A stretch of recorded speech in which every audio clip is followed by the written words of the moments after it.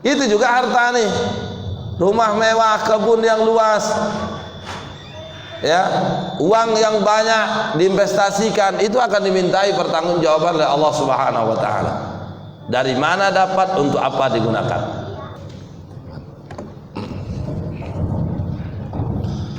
Bismillahirrahmanirrahim. Assalamualaikum warahmatullahi wabarakatuh.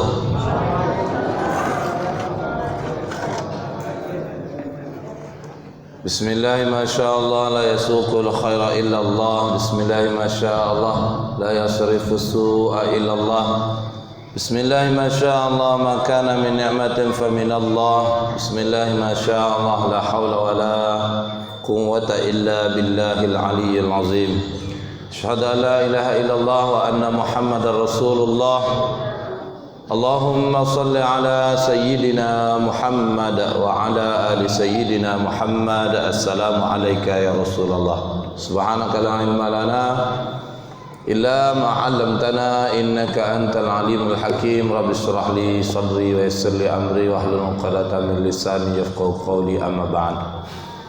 Bapak Ibu hadirin wal hadirat, tamu-tamu Allah, jemaah salat fardu maghrib Masjid Al-Ikhlas yang kami hormati, alim ulama, cerdik pandai, tokoh masyarakat, nenek mama, pengurus masjid beserta jajaran, yang besar tak disebut gelar, yang kecil tak dipanggil nama. Semoga Allah senantiasa memberikan rahmat dan barokahnya kepada kita semua. Amin ya rabbal alamin. Tidak bosan-bosan kita senantiasa selalu bersyukur atas limpahan nikmat yang telah Allah berikan kepada kita dengan lafaz alhamdulillah rabbil alamin. Hingga detik ini nikmat-nikmat tersebut senantiasa Allah berikan kepada kita semua. Nikmat sehat, nikmat hidup yang saat ini masih bersemayam ruh di dalam cangkang tubuh kita ini. Kita tidak tahu sampai kapan titipan itu diambil, tapi yang jelas pasti akan diambil, ya, cepat atau lambat. Kullu nafsin dha'iqatul maut wa likulli ummatin ajal, fa idza jaa ajaluhum la yastakhiruna sa'ah wa la yastaqdimun. Tiap manusia itu jiwa akan menghadapi yang namanya mati. Tiap manusia menghadapi mati, ketika mati datang tak bisa dipercepat, tak bisa diperlambat. Maka yang harus kita lakukan adalah persiapkan diri, persiapkan bekal untuk menempuh hidup setelah mati. Nah, itu penentuannya kapan saat ini.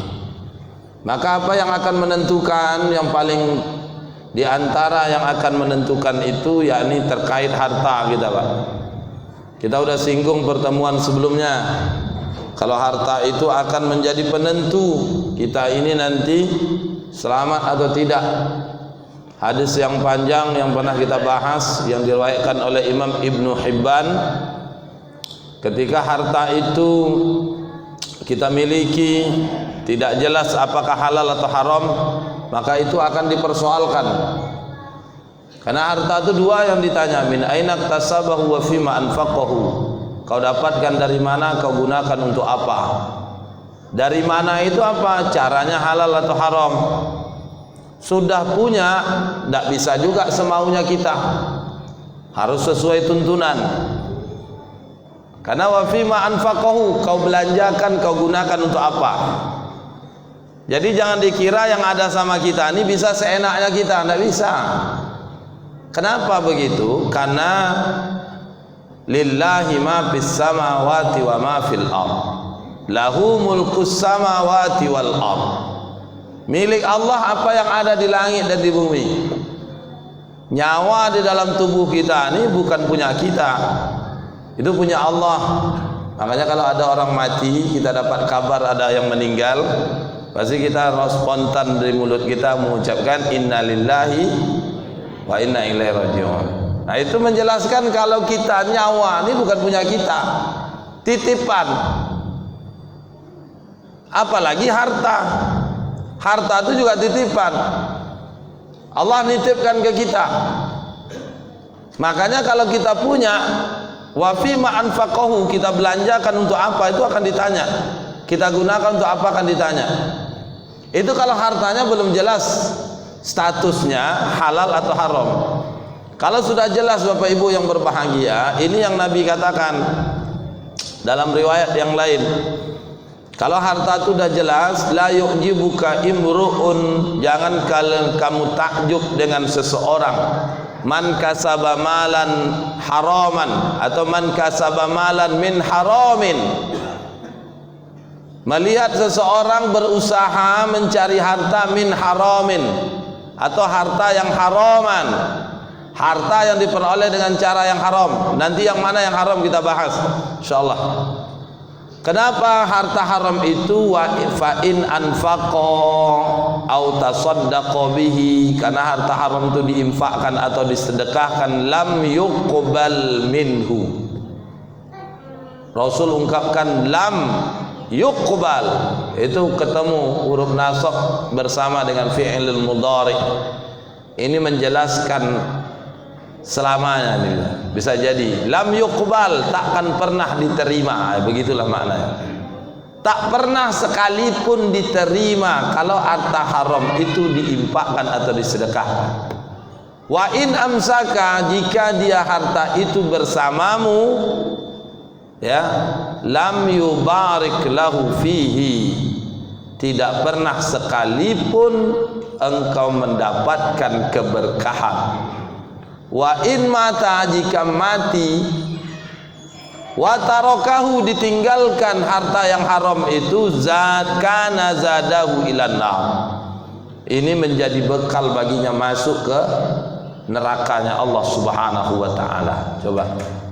Makanya penting di sini hanya mencari yang halal. Thalabul halal wajibun. Mencari yang halal wajib ala kulli muslim, atas setiap muslim. Kenapa harus yang halal? Karena harta itu bukan punya kita tadi. Itu filosofinya, Pak.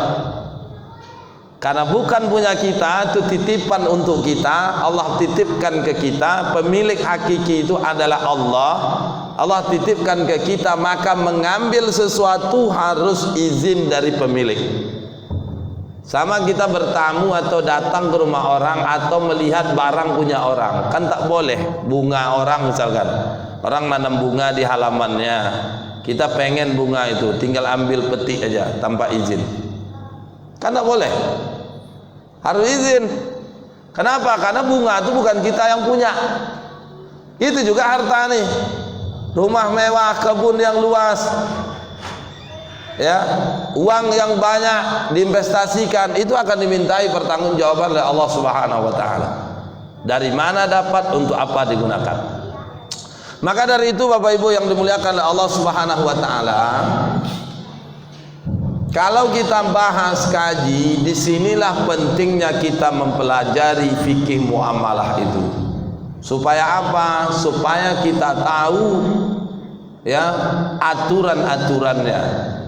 Sayyidina Umar kan pernah mengatakan, la yabi', jangan berjual beli, fi suqina, di pasar kami, illa man qad tafaqqaha fid din, kecuali yang paham urusan ad-din, termasuk urusan berjual beli, bermuamalah. Artinya apa? Ini bentuk larangan. Kalau kita tetap berbisnis berjual beli sementara kita tidak paham urusan agama, tidak paham urusan jual beli, maka apa yang terjadi? Pasti kita akan melanggar apa yang ditetapkan oleh Allah dalam terkait dengan hukum jual beli tersebut. Salah satunya apa? Kita akan melakukan transaksi yang ribawi. Kita akan melakukan kezaliman.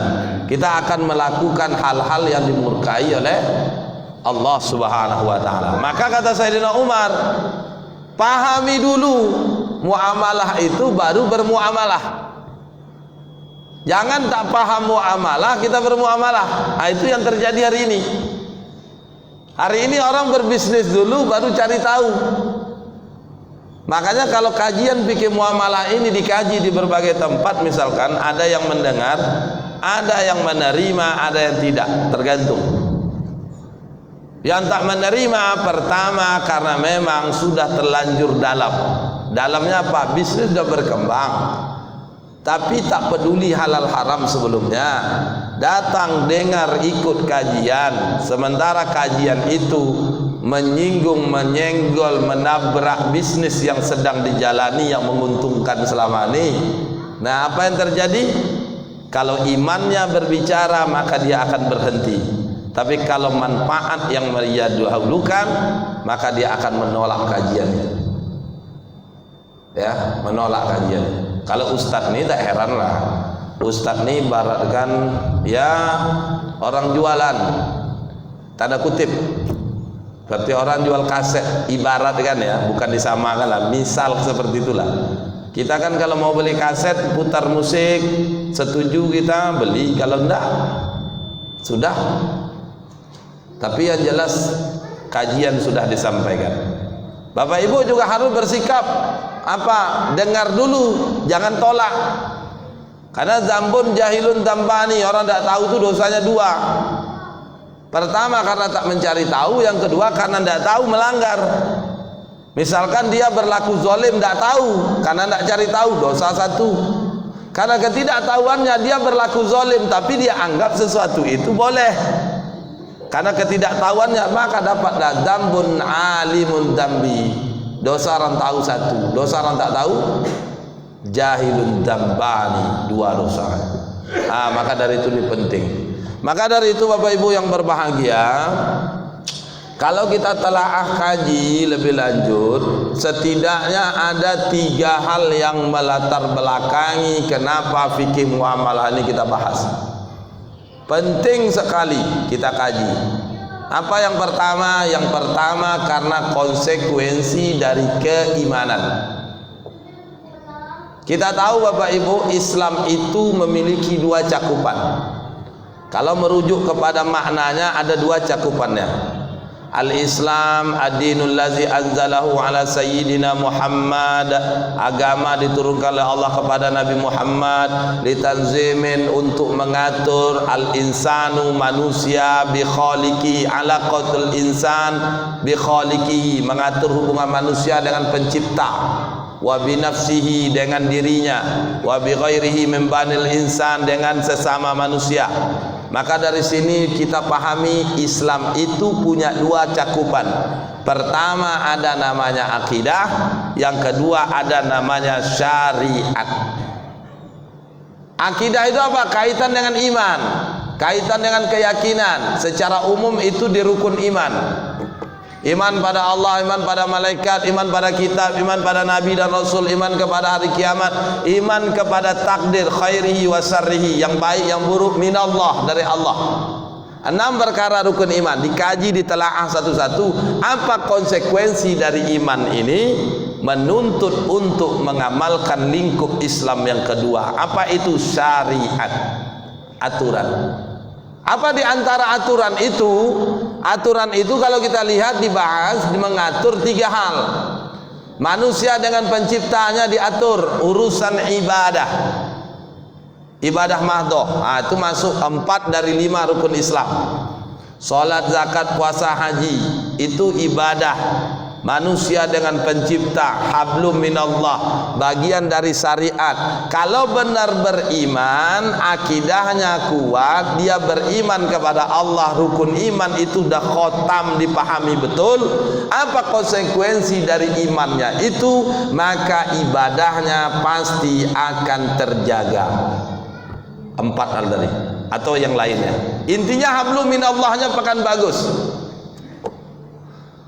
Ibadah mahdohnya akan mantap.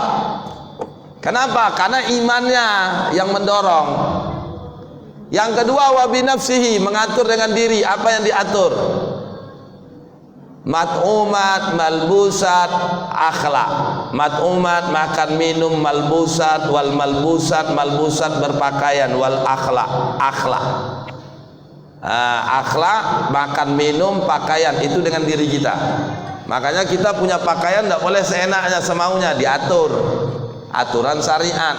Harus apa? Standar sederhana nutup aurat. Nah, makan minum tidak boleh sembarangan, halalan thayyibah. Akhlak harus sesuai syariat. Nah, yang ketiga itu mengatur dengan sesama. Yang diatur dengan sesama apa? muamalat wal uqubat. Nah, tinggal Bapak Ibu lihat, kalau kita bayangkan petanya, syariat itu cakupan dari Islam. Syariat sendiri mengatur 3 hal, dengan Allah ibadah mahdoh, dengan diri sendiri, dan dengan hablum minan nas, dengan sesama. Di antara dengan sesama itu apa? Diatur urusan muamalat. Salah satu bentuk muamalatnya muamalatul maliyah, urusan harta. Maka orang beriman itu menuntut untuk mencari hartanya harus halal. Gimana supaya dia tahu halal? Mesti paham. Gimana supaya paham? Mesti dikaji. Maka orang akan mengamalkan muamalah yang islami kalau dia paham. Paham karena dia mengkaji, berpikir. Ini semua dilakukan dorongan dari keimanan. Maka bukti iman ada dalam diri kita, inilah menuntut kita untuk bermuamalah harus syar'i. Allah di dalam surah keempat ayat ke-65, surah An-Nisa, Allah Subhanahu wa taala berfirman, a'udzubillahi minasyaitonir rajim. Fala wa rabbika, demi Tuhanmu, fala wa rabbika la yu'minuna hatta yuhaqqimuka fima syajara bainahum. Allah di dalam ayat ini bersumpah dengan dirinya. Allah menggunakan huruf qasam di situ, sumpah. Fala wa rabbika, demi Tuhanmu. Atau kalau kita bersumpah demi Allah, kan itu sumpah tuh Pak. Fala wa rabbika, demi Tuhanmu. Allah bersumpah dengan dirinya. Ini menggambarkan penting perkara ini. Apa kata Allah? Fala wa rabbika la yu'minuna, tidak beriman mereka hatta, kapan baru dianggap beriman? Yuhaqqimuka fima syajara bainahum, menjadikan Muhammad sallallahu alaihi wasallam sebagai hakim dalam memutuskan perkara bainahum, di antara mereka. Siapa mereka ini? Mereka yang mengaku beriman. Siapa di antara kita? Makanya kalau surah An-Nisa ayat 4 ini, bukti kita beriman harus taati perintah. Ya? Bukti kita beriman harus jadikan Rasul sebagai hakim. Apa makna Rasul menjadi hakim? Mentaati semua yang Rasul perintahkan, meninggalkan semua yang Rasul larang. Wa ma atakumur rasulu fakhuduhu wa ma nahakum anhu fantahu. Intinya apa? Harus terikat kepada syariat. Salah satu syariatnya aturan tentang harta. Harus mencari yang halal. Gimana supaya bisa mencari yang halal? Harus paham yang halal itu. Tak bisa pakai perasaan. Ini bicara hukum tak pakai rasa. Kadang-kadang kita kan pakai rasa, rasanya tak masalah. Pakai logis tak logis lagi. Ini yang sekarang lagi heboh. Mohon maaf kepada Bapak Ibu semua. Sekarang lagi heboh. Ada upaya melakukan rekontekstualisasi. Saya pun ngomong-ngomongnya gak payah. Rekontekstualisasi. Apa itu rekontekstualisasi? Mengubah, mengatur kembali, mengkaji kembali fikih Islam yang ada selama ini. Itu dikaji, disesuaikan dengan konteks kekinian. Ini terjadi sekarang. Lagi heboh beberapa hari ini. Ya kan? Rekontekstualisasi. Dianggap syariat Islam yang ada selama ini itu biang dari ketidakstabilan. Jadi dianggap syariat Allah itu sebagai mengatur membuat ketidakstabilan. Kalau kacau selama ini itu karena syariat. Adanya anarkis, adanya teroris, itu kenapa? Pemahaman Islam selama hari ini dibawa dalam kondisi sekarang. Ini perlu dilakukan kajian ulang, tekstualisasi, rekontekstualisasi. Coba, ini kan bahaya nih Pak. Mensesuaikan fikih Islam itu dengan konteks kekinian. Dasarnya apa? Gender. Hukum udah baku, tak boleh lagi. Yang qat'i tak ada ranah ijtihad. Bagian waris 2 bagian laki-laki, 2 bagian perempuan, 1 bagian laki-laki. Yusikumullah fi auladikum lidzakari mithlu hazzil unsayain. 1 laki-laki sama dengan 2 bagian untuk wanita. Itu udah qat'i. Perlu dilakukan rekontekstualisasi. Azasnya feminisme, gender, kesetaraan laki-laki dan perempuan, maka dikaji ulang konteks kekinian. Tak bisa lagi 2 bagian perempuan untuk 1 bagian laki-laki, tapi bagiannya harus sama. Kan kacau itu. Ini bahaya besar nih, hati-hati. Ini berbahaya. Bapak Ibu yang berbahagia, kembali ke tadi. Itu agak nyerempet kita nih. Tapi yang jelas bukti kita beriman itu apa? Taati syariat. Salah satu muamalah nih. Kalau kita tidak paham muamalah, pasti kita salah. Satu contoh kemarin kita bahas, misalkan kasus orang apa? Misalkan fakta orang main arisan. Di satu sisi kan logis, masuk akal kan. Main misalkan 10 orang, mohon maaf Pak, 1, 2, 3, 4, 5, 6, 7, 8, 9, 10 sebulan sekali. Setorannya berapa? 1 juta. Pas gajian kita main, koncang nomor sebulan sekali, 1 juta seorang. Siapa yang terima dapatlah 10 juta kalau dia bayar. Yang ngumpul siapa? Bapak nih. Bapak nih banyak waktu dia keliling, ngumpul, terima goncang nomor, dapatlah nomor pertama dia, tak perlu lagi ngantar. Nomor kedua beliau dapat. Ketika beliau dapat nomor kedua, berapa dapatnya kalau dia bayar? 10 juta. Kira-kira kalau beliau bagi duit 1 juta, bagi duit 500, bagi duit 200, logis enggak? Masuk akal enggak? Masuk akal lah. Duit ini dikumpulkannya dari kami ini, udah kumpulnya dikasih ke beliau, cuma ngasih 200.000. Tapi kalau itu dikasih, syariat menetapkan itu haram. Kenapa? Itu riba. Kok riba? Karena akad arisan itu akad qad, akad tolong menolong, tabarruk, akad yang tujuannya sosial, tidak ada cerita profit untung. Saya ngutang ke bapak nih 1 juta, bayarnya berapa? 1 juta. Sama akad qad tadi, akad arisan. Arisan itu faktanya qad. Qadnya di mana? Nomor 1 terima. Beliau dapat 10 juta kalau bayar. Kalau enggak 9 juta. Pertanyaan 9 juta dari mana? Dari kami 9 orang. Saya nomor 10 terima. Saya dapat 10 juta kalau saya bayar. Kalau tak bayar 9 juta. Dari mana 9 juta? Menagih piutang dari bapak-bapak nih. Berarti faktanya yang terjadi, arisan itu akad qad, hutang piutang. Dalam hutang piutang tak boleh ada tambahan. Kullu qardin jarra manfa'ah fa riba. Setiap hutang piutang yang di dalamnya ada manfaat, ada tambahan dari pokoknya, maka tambahan itu jadi riba. Kalau dipakai logis, kalau pakai perasaan masuk akal, perasaan kita tidak masalah, tapi hukum bicara lain. Hukum mengatakan itu haram. Tapi kalau kita tidak tahu, berlanjutlah itu.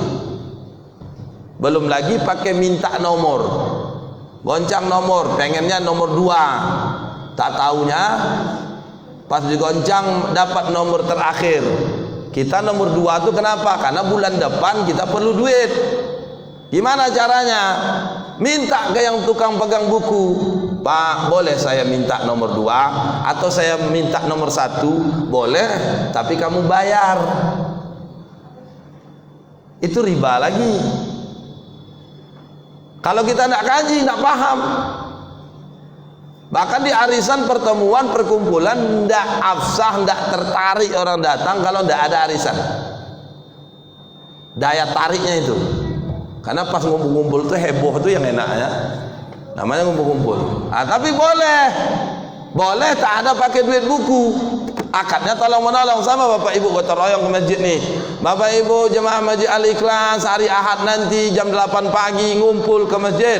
Kita akan gotong royong. Bagi ibu-ibu diharapkan bisa ngelap-ngelap masjid, ngelap-ngelap kaca. Baik bapak-bapak nanti kita ada mau buat semen, mau ngecor di sana. Kepada bapak ibu silakan datang. Ada bapak ibu mikir duit di situ? Ada bapak ibu cerita untung di sana? Begitulah akad hutang. Itulah seharusnya pada akad qad.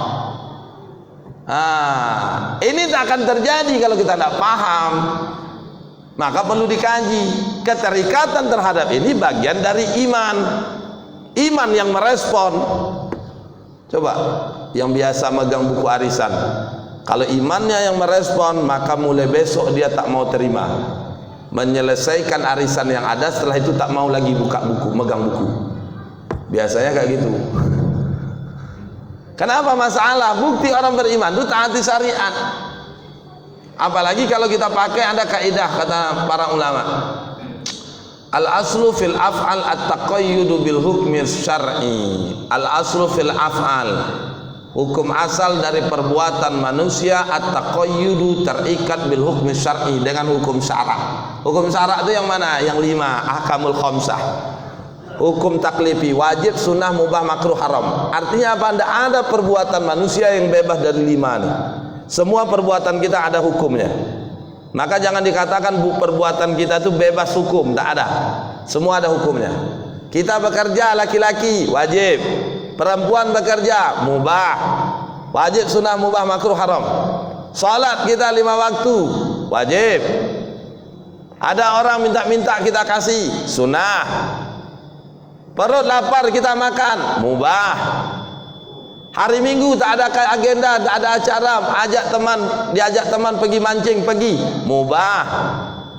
Dihidangkan pulang dari mancing, dihidangkan oleh istri makanan, nak lomak dikato-kato makanan tu, makruh. Apa perbuatan? Duduknya bapak sekarang kalau dipahami ini bagian dari thalabul ilmu, wajib. Bahkan Imam Abu Hanifah mengatakan tidak hanya wajib, fardu. Fardu menurut Abu Hanifah itu beda sama wajib. Kalau fardu itu berdasarkan dalil-dalil yang qat'i, perintahnya tegas, dalilnya qat'i. Tapi kalau wajib, perintah yang tegas dari Allah itu berdasarkan pada dalil-dalil yang zonni. Tapi ulama lain selain Imam Abu Hanifah itu menyamakan antara fardu dan wajib. Tapi kalau Imam Abu Hanifah dia bedakan. Menuntut ilmu fardu, talabul ilmi faridah, wajib fardu. Maka kalau dipahami taklim sekarang ini bagian talabul ilmi, maka duduk di sini wajib. Coba tidur pas taklim nih, apa hukumnya? Mubah. Nah, jadi kalau ada ngantuk biarkan aja tidur, biarkan aja, nggak usah dibangunkan.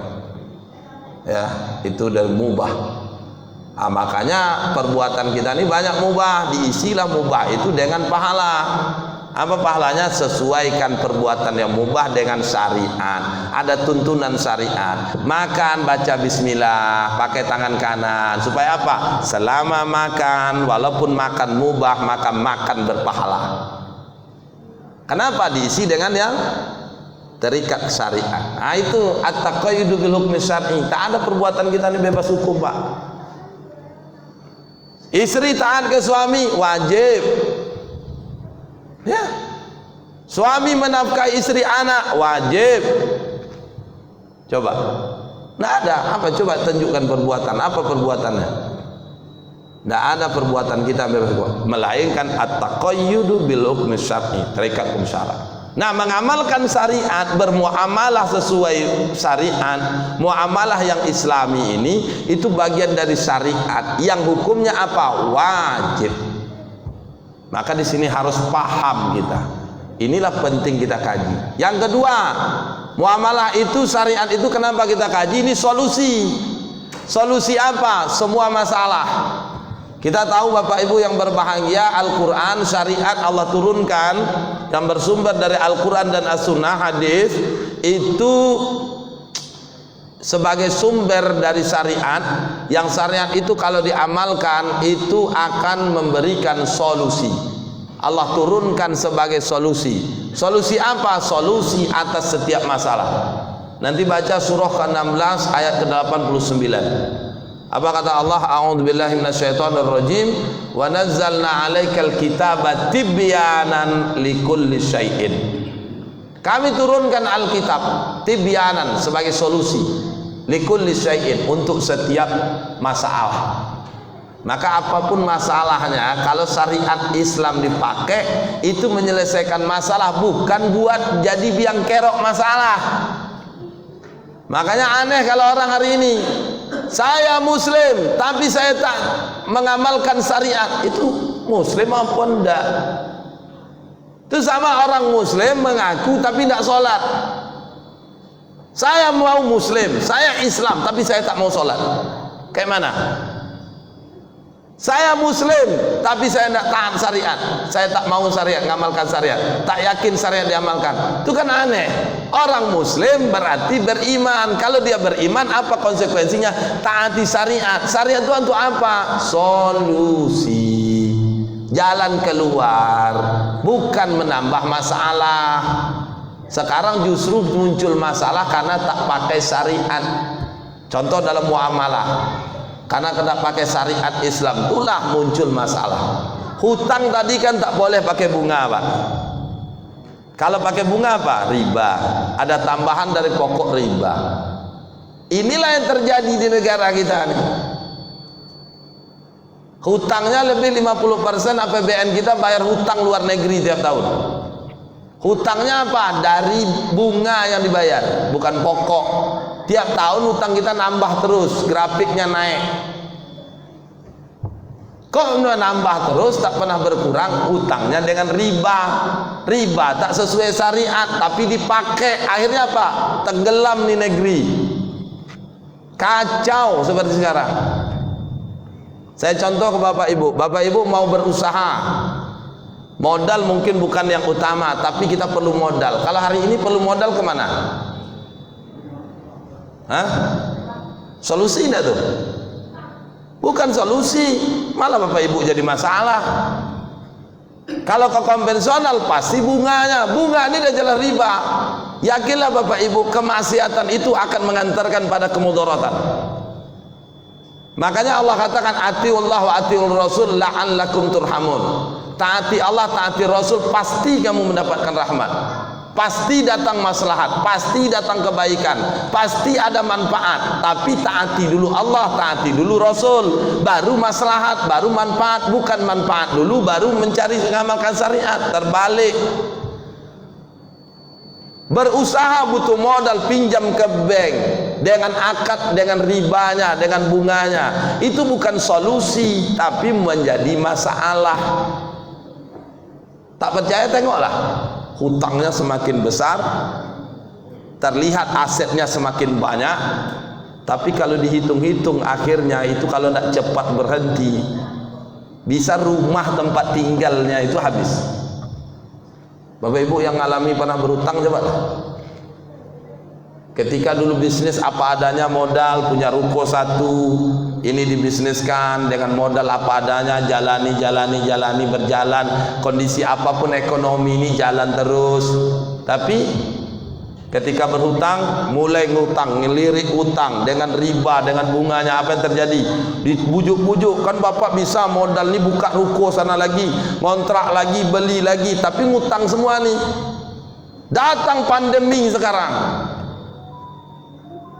gulung tikar. Makanya Bapak Ibu, pandemi ini tidak mengubah rezeki, hanya sedikit menggoncang pendapatan.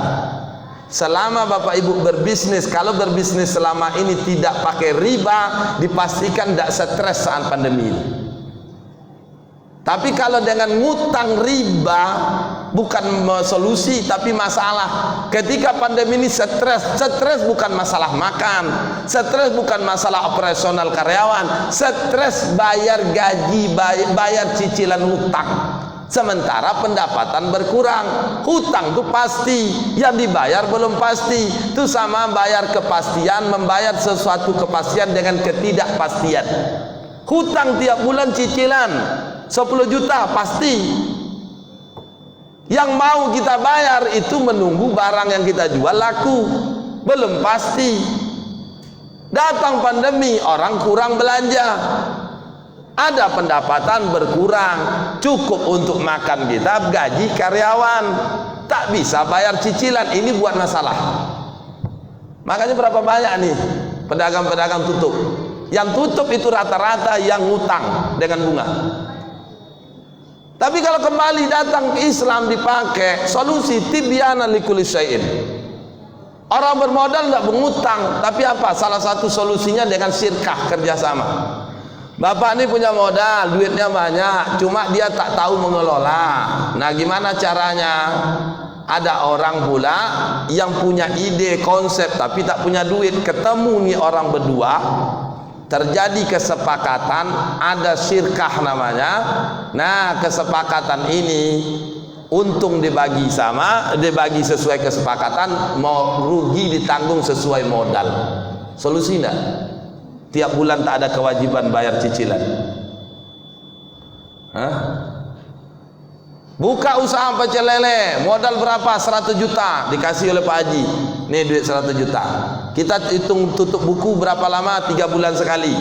Tutup buku, hitung berapa operasional, keluarkan modal, berapa pengeluaran operasionalnya, berapa keuntungannya. Keuntungannya kita bagi 60-40. Kamu mengelola 60, saya yang punya modal 40% dari keuntungan. 3 bulan berjalan, hitung pembukuan. Tak ada tiap bulan ditagih. Kalau untung dibagi, kalau rugi balik modal misalkan. Setelah dihitung keluar operasional segala macam, tersisalah modal yang 100 juta. Gimana caranya? Apa yang dibagi? Adakah yang dibagi? Tak ada. Maka jalan terus. Yang mengelola duit orang 100 juta ini, adakah terpikir harus bayar cicilan? Solusi dari Islam. Tak masuk hutang luar negeri. Solusinya apa? Kalau hutang ya qad, bayar berapa dikasih segitu balik. Solusi. Apapun persoalannya Pak, termasuk dalam kehidupan kita. Kalau kehidupan kita dipakai syariat, maka syariat itu akan beri solusi. Termasuk muamalah. Nah, itu alasan kedua. Yang terakhir, yang ketiga, kenapa muamalah ini kita kaji? Muamalah ini dikaji karena memang mendatangkan maslahat. Wa ma arsalnaka illa rahmatan lil alamin. Allah menafikan tujuan Rasul diutus kecuali sebagai penebar rahmat, membawa rahmat. Kalau bukan karena rahmat Allah, maka Rasul tak diutus. Kalau bukan karena menebarkan, membawa rahmat, maka Rasulullah tak diutus. Cuma Rasulullah membawa rahmat karena dengan apa? Ada sekumpulan aturan syariat. Salah satunya muamalah ini. Kalau syariat Allah diamalkan secara umum, salah satunya contohnya perkara muamalah ini, bisnisnya muamalahnya syar'i, maka dipastikan muncul maslahat. Haitsuma yakunu syar'u takunul maslahah. Di mana diterapkan syariat, di sana ada maslahat. Syariat dulu, maka ada maslahat. Saya banyak jumpa kasus Pak. Ada kasus di Riau. Di Indonesia itu sudah banyak. Di Riau terjadi kasus. Nauzubillah min zalik. Mohon maaf beribu maaf kalau saya sampaikan. Ada seorang suami yang leasing motor, tak mampu bayar cicilan, sudah nunggak beberapa bulan, dia pun lari, tak bisa menghadapi debt collector yang nagih. Akhirnya apa yang terjadi? Setiap kali ditagih, yang menagih ketemu dengan istrinya. Setiap kali ditagih bertemu dengan istrinya. Nauzubillah min zalik. Akhirnya apa yang terjadi? Yang nagih berzinah dengan istrinya. Apakah dia marah? Aman tagihannya. Maslahat mudarat? Mudarat. Maslahat laknat? Laknat. Kita mungkin berpikir, tak masuk akal, masa cuma kredit motor nih Rela bini digauli, itu karena kita tak masuk dalam lingkup itu. Kalau kita masuk, percaya enggak Bapak? Ada saya jumpa teman yang stres dengan hutang, dia bawa mobilnya, dia isi minyak mobil, dia bawa mobil, dibawa kencang-kencang, ditabraknya tiang listrik. Stres, tak mampu lagi untuk bayar hutang, dia tabrak tuh tiang listrik, dia tabrak tuh tembok. Itu terjadi Pak, terjadi. Kenapa? Nggak sanggup lagi bayar cicilan. Suami istri berantem tiap hari, duit ada, aset punya, tapi ketenangan, kedamaian dalam rumah tangga tidak ada. Kenapa? Dari tanggal 1 sampai 30 itu setiap tanggal itu dilingkari terus. Ini hutang sama si fulan, tanggal 2 sama si fulan, sama 3 dengan lembaga ini, tanggal 4 lembaga ini. Tak ada hari tanpa bayar cicilan. Datang pandemi, tagihan pasti tiap hari. Makanya orang berhutang tuh Bapak bertanya, tanggal berapa sekarang? Ingat dia, karena dia tahu terus tanggal berapa, 4, karena tanggal 4 ini bayar hutang ke bank ini. Besok tanggal berapa? Tanggal 5, karena tanggal 5 ini bayar cicilan ke Gadai. Lusanya tanggal 6 kemana? Ini beli cicilan leasing mobil. Semua ngutang, stres. Itu kalau sempat akhir bulan tak bisa bayar cicilan, menikah itu udah 20 tahun, kopi dibuat sejak nikah dulu, gitulah takarannya, tapi akhir bulan berubah rasa kopi itu Pak. Rasa kopi itu berubah. Kau nih kayaknya tak pandai buat kopi ini lagi. Kayak mana lagi ya? Rasaku kayak gitulah. Itu yang ketawa itu kayaknya mengalami. Rasaku, kata istrinya apa? Rasanya kopi ini kayak gini juga adonannya. Minta buat kopi 3 sendok kopi 1 atau 1,5 sendok gula. Itulah takarannya. Udah 20 tahun menikah, sehari paling tidak 2 kali buat kopi. Itulah takarannya selama 20 tahun. Mungkin sambil ngebenjam mata hafal tuh caranya, tapi kalau di akhir bulan berubah rasa kopi itu. Kenapa? Karena tanggal 1 tagihan datang, cicilan duit yang mau bayar cicilan tak ada. Kopi 20 tahun berubah rasa. Bukan masalah. Jangan salah-salah sedikit. Buka pintu, Assalamualaikum, lambat pula, tendang. Kau ini tak menghargai suami. Ada kayak gitu? Kalau tidak ada, kita dengar aja kisahnya Pak. Itu fakta terjadi. Tidak ada maslahat, tidak ada kebaikan. Yang ada apa? Mudarat. Kenapa? Tidak taat syariat. Salah satunya apa? Muamalahnya tidak islami, tidak syar'i. Karena hartanya haram. Ingat harta haram tadi, lam yubarik lahu fi, tak pernah dapat barokah. Apa itu barokah? Al barokatu hiya ziyadatul khair, bertambah kebaikan. Makanya kalau kebaikan jauh dari kita, ketaatan pudar dari diri kita, jauh dari ketaatan, kita dekat dengan keburukan, maksiat dan ketidaktaatan, ini waspada. Jangan-jangan hidup kita tak barokah. Harta banyak tapi taat enggak. Harta berlimpah, yang sebelumnya enggak punya kebun, tapi sholat malas. Sebelumnya rajin, sekarang enggak rajin. Nah ini waspada Pak. Ini jangan-jangan karena harta yang kita punya itu tidak mendatangkan barokah. Maka dari itu Bapak Ibu, waspada, berhati-hati. Nah inilah 3 alasan. Konsekuensi iman, solusi atas masalah, yang ketiga mendatangkan kebaikan. Kalau ini kita benar-benar kaji, insya Allah iman kita menjawab semua persoalan ini. Yang kedua, masalah kita khusus muamalah ini akan ketemu solusi. Yang ketiga, kebaikan maslahat dari Allah akan kita dapatkan. Baik, ada yang mau nanya, sharing yang kita diskusikan? Ya. Arisan tadi itu kalau ada kesepakatan sebelumnya mana Ustaz? Jadi saya tukar daging harus bayar 10.000 seorang kan gitu misalnya kan, biaya minyak lah istilahnya gitu kan. Gimana pun Sama juga bapak dengan bank itu. Ya kan ada kesepakatan. Iya, itu sama juga dengan bank itu. Bank konvensional itu bapak sepakat juga. Bunganya 5% pak, 2% pak, 3% pak. Oke. Bapak setuju? Bapak mau bunganya berapa? Kami menetapkan cuma 5% pak.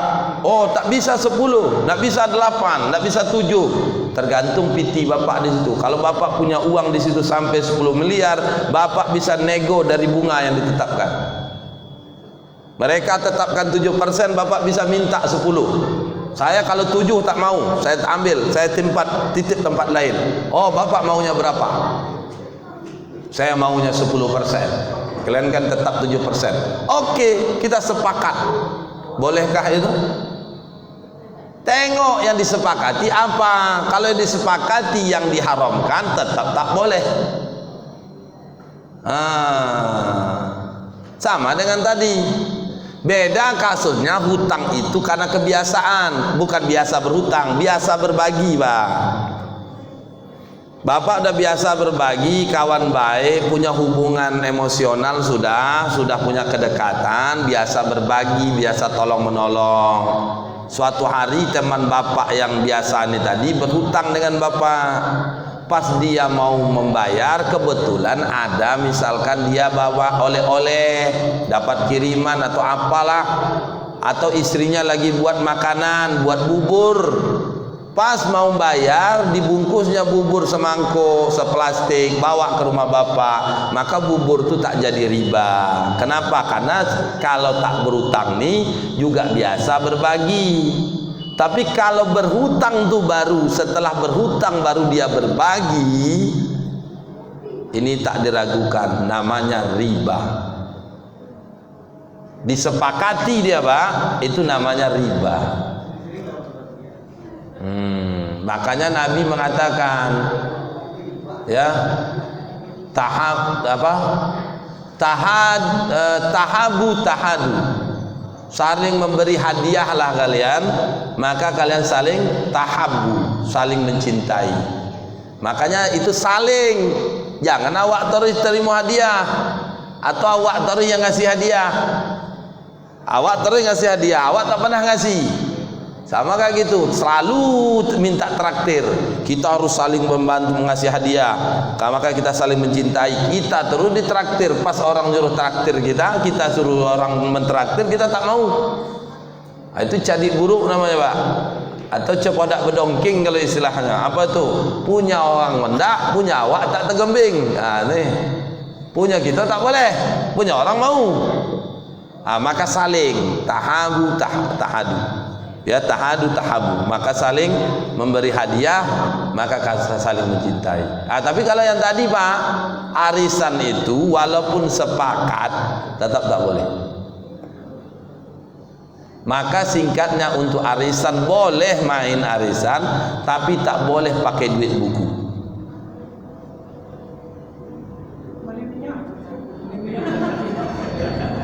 Bapak ini kayaknya Pak Haji ini megang duit buku arisan, kita tengok. Iya, Pak, bunga di bank itu kenapa diambil? Untuk gaji karyawan, sewa ruko, bayar listrik, segala macam kan. Bolehkah atas dasar itu kita membenarkan bunga? Tak boleh.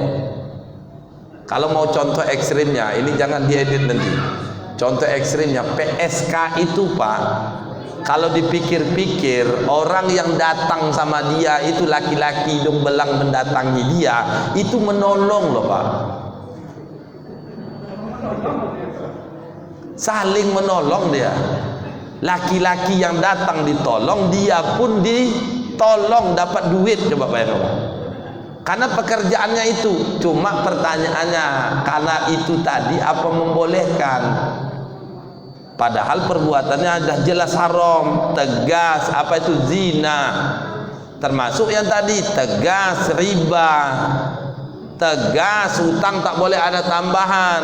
Maka kalau ada, suka tak suka, sepakat tak sepakat, sengaja atau tak sengaja, itu masuk riba. Tak boleh. Ada yang boleh, ada yang tidak. Kalau untuk itu saya katakan tak boleh. Tapi kalau sama Pak Datuk misalkan biasa ada jemaah kayak gini, berhutang beliau atau bapak ke beliau, besok pas bayar hutang bawa sesuatu, itu lain hal, karena udah biasa. Kata Nabi, jika ada orang yang berhutang menawarkan tunggangan, maka jangan kau naiki. Kenapa? Karena itu riba. Jika dia memberikan sekeranjang jerami rumput kering, maka jangan kau terima, karena itu riba. Bayangkan Pak, tunggangan ditawarkan loh pun jadi riba. Kalau bukan karena kebiasaan, ini kenalnya tidak pernah nih, tidak ada kenal sama sekali, atau sekali cuma kenal, langsung berhutang. Besok pas mau ke masjid maghrib nampak jalan kaki. Ngapa Pak jalan? Biasa pakai motor, ke motor awak rusak. Ayolah Pak, naik ke motor awak. Awak ke berhutang nih. Saya tawari Bapak, naik Bapak, riba. Coba. Ngeri loh Pak. Sama ini kita tidak tahu, karena tidak pernah dikaji. Alhamdulillah, malam ini karena dikaji, harinya paham. Ada buka arisan.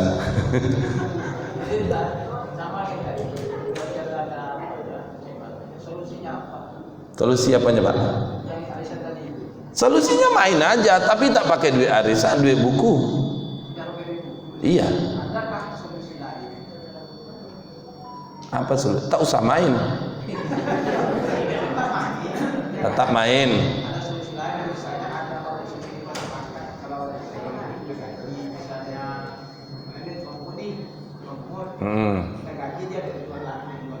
Nah kalau digaji lain lagi kondisinya. Sepengetahuan saya selama ini untuk kasus arisan yang tukang pegang buku, solusi itu aja, tidak boleh diambil. Itu makanya ada yang perlu Pak dikasih solusi, ada yang tidak. Kalau yang tadi mutra tidak boleh kita ambil. Kalau mau tetap jalan arisannya, tak pakai duit bukunya.